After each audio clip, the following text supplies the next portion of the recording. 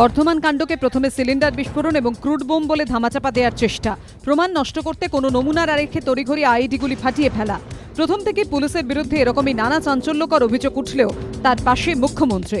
ভর্ৎসনার পরিবর্তে প্রশংসা, এমনকি পুলিশের হয়ে সওয়াল করতে তৃণমূলের সর্বভারতীয় সাধারণ সম্পাদকের রাস্তায় নামা। পুলিশের পাশে দাঁড়াতে মুখ্যমন্ত্রী ও শাসক দলের এই উদ্যোগের নেপথ্যে কারণ কি? সূত্রের খবর, কারণটা হলো নবান্নের একটি নির্দেশ। কি নির্দেশ?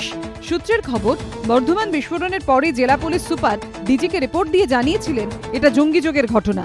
কি ধরনের বিস্ফোরক ব্যবহার করা হয়েছিল তারও স্পষ্ট উল্লেখ রিপোর্টে করা হয়, কিন্তু তারপরই নবান্ন থেকে জেলা পুলিশের কাছে নির্দেশ যায় বিষয়টি আপাতত চেপে রাখার।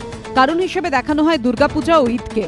সূত্রের খবর, নবান্নের এই নির্দেশের পরই তড়িঘড়ি আইডিগুলি ফাটিয়ে ফেলে পুলিশ। তারপরই পুলিশের হয়ে আসরে নেমে পড়ে তৃণমূল।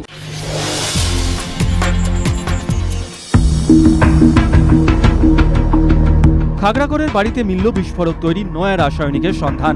2রা অক্টোবর বর্ধমান বিস্ফোরণ কাণ্ডের পর থেকে দফায় দফায় খাগড়াগড়ের এই বাড়িতে তল্লাশি চালিয়েছেন গোয়েন্দারা। তাতেই বাড়ির বিভিন্ন ঘর থেকে বেরিয়ে এসেছে মারাত্মক রাসায়নিক সহ বিস্ফোরক তৈরির নানা উপকরণ। গোয়েন্দারা এ পর্যন্ত বলেছেন, এ বাড়ি তো বিস্ফোরক তৈরির গবেষণাগার। ইতিমধ্যেই উদ্ধার হওয়া বিস্ফোরকের সিজার লিস্টও তৈরি করা হয়েছে। রবিবার সিজার লিস্টের সঙ্গে উদ্ধার হওয়া বিস্ফোরক মিলিয়ে দেখতে এনআইএর 2টি দল যায় খাগড়াগড়ের বিস্ফোরণ স্থলে। কিন্তু তালিকা মিলিয়ে দেখতে গিয়েই গোয়েন্দারা সন্ধান পান 22টি নতুন রাসায়নিকের। গোয়েন্দা সূত্রে খবর, একটি টেবিলে দেরাজ থেকে মিলেছে নাইট্রিক অ্যাসিড ও বিস্ফোরকে অনুঘটক হিসেবে ব্যবহৃত রাসায়নিকের। গোয়েন্দারা বলছেন, এই রাসায়নিকগুলি বাড়ির মধ্যেই ছিল, তবে সিজার লিস্ট তৈরির সময় সেগুলো কোনোভাবে নজর এড়িয়ে গিয়েছিল। রাতে সেই সব রাসায়নিক ট্রাঙ্কবন্দি করে নিয়ে যাওয়া হয় বর্ধমান সার্কিট হাউসে।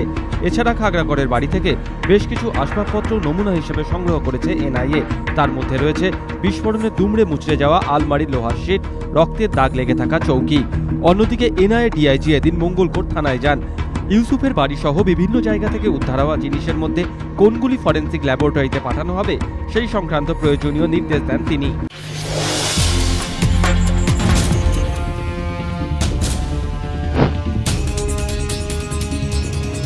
শুক্রবার হাওড়ার বালি থেকে আব্দুল জব্বার নামে এক বাংলাদেশিকে গ্রেফতার করে পুলিশ। বর্তমানে সে পুলিশ হেফাজতে রয়েছে। এবার এই ধৃতকে ঘিরে দানা বাঁধল নয়া রহস্য। রবিবার দুপুরে বালির নিশ্চিন্দা থানায় গিয়ে আব্দুলকে জেরা করে কেন্দ্রীয় গোয়েন্দা সংস্থা ইন্টেলিজেন্স ব্যুরো এবং রাজ্যের গোয়েন্দা সংস্থা ইন্টেলিজেন্স ব্রাঞ্চ। সূত্রের খবর, জেরায় জানা গিয়েছে বাংলাদেশের নারায়ণগঞ্জের বাসিন্দা আব্দুল জব্বার শুক্রবার ত্রিপুরা সীমান্ত দিয়ে ভারতে ঢোকে। তারপর বিমানে আসে কলকাতায়, সেখান থেকে হাওড়ার বালিতে যায় আব্দুল। আব্দুলের দাবি, বালিতে সোনু নামে এক বন্ধুর সঙ্গে দেখা করতে যায় এসে, কিন্তু সে বাড়িতে না থাকায় সোনুর বন্ধু উত্তম দাসের কাছে যায় এসে। তখনই তাকে গ্রেফতার করে পুলিশ। জেরায় আব্দুল জানিয়েছে সে উত্তরপ্রদেশের সাহারানপুরের একটি মাদ্রাসায় পড়াশোনা করে। আব্দুলকে জেরা করে উঠে আসা কয়েকটি তথ্য গোয়েন্দাদের মনে প্রশ্নের জন্ম দিয়েছে।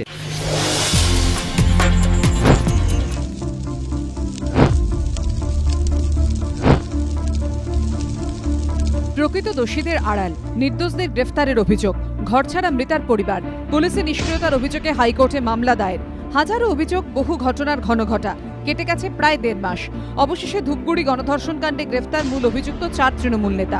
2রা সেপ্টেম্বর সকালে ধূপগুড়ি স্টেশনের কাছে 10ম শ্রেণীর এক ছাত্রীর বিবস্ত্র দেহ উদ্ধার হয়। পরিবারের অভিযোগ, তৃণমূলের ডাকা সালিশি সভায় বাবাকে মারধরের প্রতিবাদ করায় তাকে গণধর্ষণের পর খুন করা হয়েছে। ধূপগুড়ি পুরসভার 9 নম্বর ওয়ার্ডের তৃণমূল কাউন্সিলর নমিতা রায়ের স্বামী তথা তৃণমূল নেতা চন্দ্রকান্ত রায়, গোবিন্দ ভৌমিক সহ 13 জনের এফআইআর দায়ের করা হয়।